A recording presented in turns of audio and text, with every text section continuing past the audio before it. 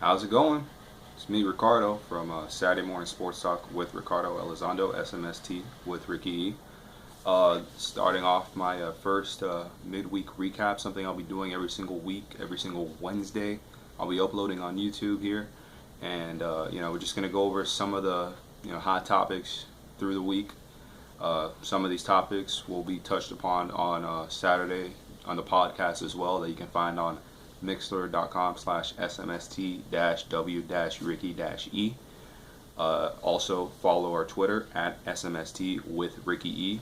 And like us on Facebook as well, facebook.com/SMST with Ricky E.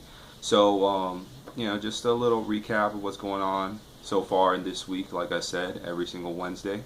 And let's jump right to it. So the first topic I got for you is the Golden State Warriors, man. We know they've been amazing.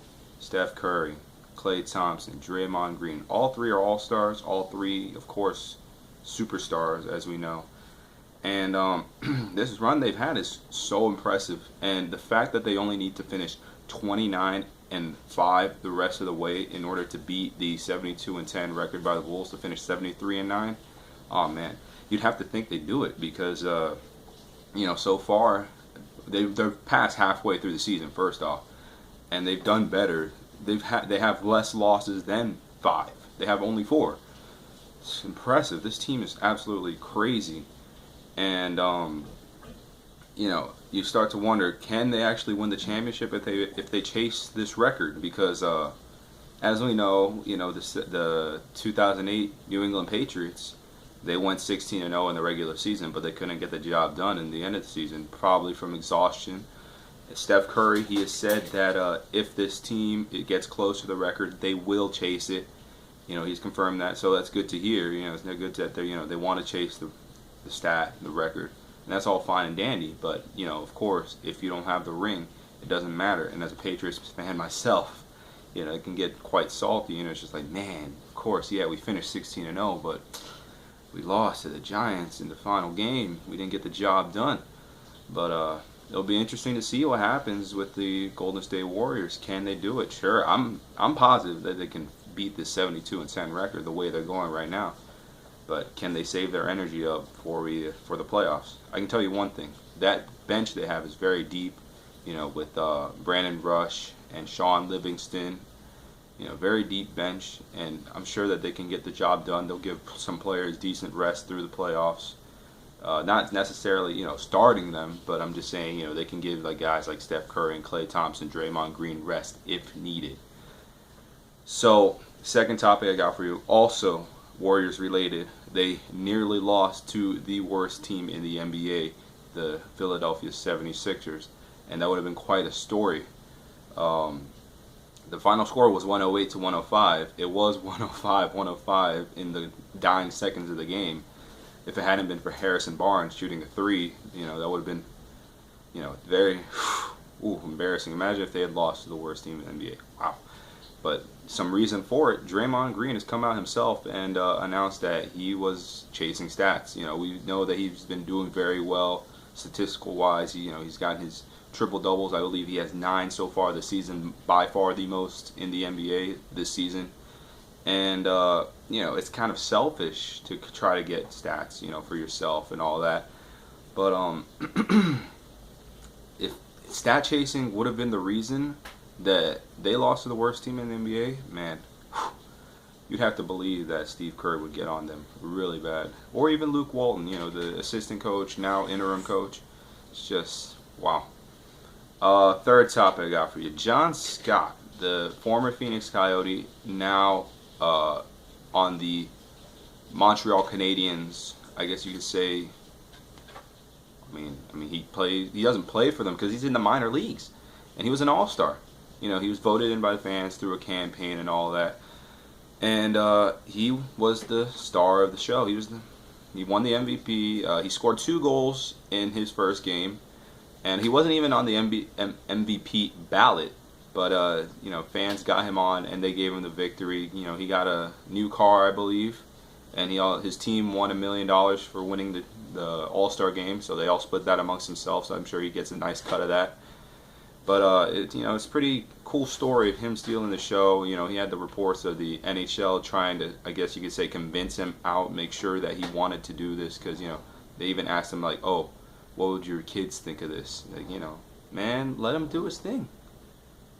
Good for him, good for John Scott, and it was a great story to hear throughout the weekend. The one during the skills competition and the game itself, pretty awesome. Fourth topic I got for you is the guy on my own shirt here, Chicharito. Man, he won Bundesliga Player of the Month for the third straight month, and you have to believe, man, after all the scrutiny he had at Manchester United, having to come off the bench, he even had to come off the bench for the Mexican squad itself, and of course when he was loaned to Real Madrid, he came off the bench, and now he actually has a starting role and doing his thing, the thing that he was doing when he was originally with Manchester United when he started. He's a great player, and if you can quote me on this, he's the best player inside of the box. No one can do it, but no one can score inside the box better than Chicharito. So I'm glad to hear my boy is doing well in Germany with Bayer Leverkusen, getting Player of the Month in a league, and Player of the Month 3 times in a row at that, in a league that includes guys like Marco Reus, Robert Lewandowski, Arjen Robben, Manuel Neuer. Man, more power to my boy Chicharito. Fifth topic I got. We got the Browns. They've released a statement. They've said that they have intentions to release Johnny Manziel in March when salary cap space expands. So that, obviously, so they could get better players and whatnot instead of doing it now. You gotta agree with it, because I love Manziel. Don't get me wrong, but he's been doing some stupid stuff, and you could say that this is deserving. That he should have been well aware once he had the starting role that he had to be professional, be like a guy like Peyton Manning, be like Tom Brady. Just go about their business, stop worrying about anything. Because once you're in the pros, you can't be a college kid anymore. You can't be having parties, frat parties or anything like that. Yeah, sure, the dude's he's like what, 23 or 24 maybe, but he has to have a sense of maturity at this point in time, because he can't, he can't be, going out there. Now he has a problem with his ex-girlfriend apparently now. That he has the domestic issue. That apparently helicopters were even chasing him. Pretty insane story. But after everything that adds up, and Hugh Jackson hasn't even talked to him. Has talked to Carson Wentz, a prospect coming out of North Dakota State, possibly going to be drafted by them 2nd overall in the NFL draft. You'd have to think it was all going to add up, and that Johnny was going to be gone. Hopefully he'll get a second chance. Apparently there are some teams that are interested in him, because I would hate to see him go out the way my boy Tim Tebow did. Except, of course, Tebow was a different story. Apparently he doesn't have the skill set to be in the NFL. I believe he does. Clearly he won a playoff game, but that's a different story. We're talking about Manziel. Jerry Jones, I know he's looking at him. And Tony Romo isn't going to last too long, especially if he breaks that collarbone for a 4th time. Cowboys definitely going to be looking for guys like RG3 and Manziel. Maybe pick up my boy Manziel. Maybe he'll be home, be more adequate there.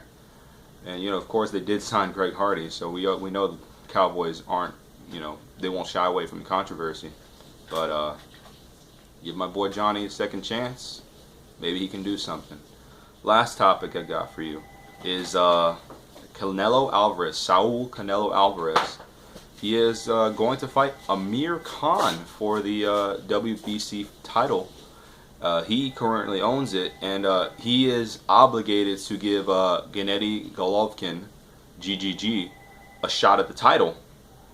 But they agreed that they can have an interim fight in between, and it's quite surprising that Canelo would choose a guy like Amir Khan to fight, because of course Amir Khan has been due his shot for a long time. He wanted to fight Mayweather last, but Mayweather went for Berto.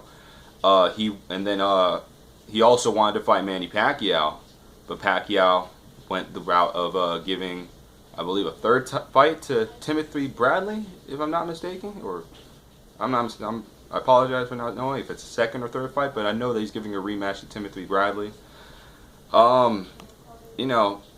it's pretty interesting how Amir Khan finally, yes, good for him, he gets his shot, but excuse me, Canelo fighting a guy like that in between when he's due to give another guy of caliber, GGG, a fight.